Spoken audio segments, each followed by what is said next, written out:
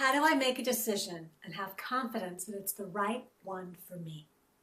That's today's viewer question. It actually comes from a friend and colleague of mine in the online business world. We were talking the other day and she said, I've been doing this online thing for 5 years now, and I'm kind of at a crossroads. I'm wondering if now's the time to throw in the towel or if I should reinvest myself and keep plugging ahead and kind of go all in with what I'm doing. So we chatted and I walked her through my 3-step process, kind of 3.5-step process for making decisions that feel right for you. So in this case, we're talking about a business decision, but it can work for a variety of decisions. It could be relationship, if you should move or not, if you should, as in her case, quit your online business, quit your job, if you should have a child, whatever the decision that you may be facing may be. You can use these steps and try it out, recalibrate it over time to make it work for you. So this is how I walked her through the process. So the first step, the first key to this process, I asked her to check in with her heart and figure out, how does this decision make me feel? So how does the thought of quitting your business, throwing in the towel, of saying, I am done with this online thing, how does that make you feel? Angry, upset, excited, joyful, insert emotion. Now, if you want to really shake things up, I would do this for alternate outcomes. So I first ask her, how does the thought of giving up your business make you feel? And then I asked her, okay, how does the thought of staying in your business make you feel? So you may wish to do this with 2 or 3 possible outcomes for whatever scenario that you are working through. So how does it make you feel? And you may find a variety of emotions come up that seem conflicting.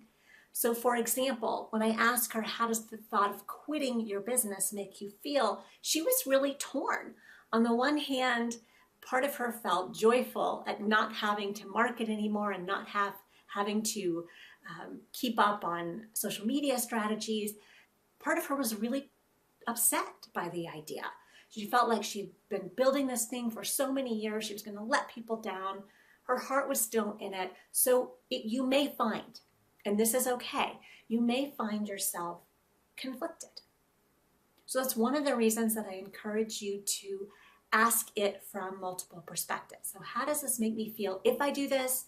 How does this make me feel if I don't do this, or whatever it may be? How does this make me feel? The second question, which may seem a little counterintuitive, but bear with me, there is a point, is what do I need right now in this moment? What do I need right now in this moment? So we're taking you away from the decision and we're checking in with you in real time. Because oftentimes when we're faced with a really big decision, we lose sight of ourselves in the process. So you may have a feeling about a decision, but it may or may not be in alignment with how you're feeling right now. And so this is a time for you to get clarity on what you need right now in this moment. And you may come up with something like a break, to sleep on it, a hug, for somebody to tell me it's all going to be okay. Whatever it is, what do I need right now? And just let the answer, whatever it is, bubble up.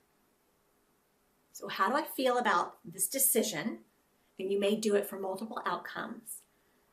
Second step, what do I need right now in this moment?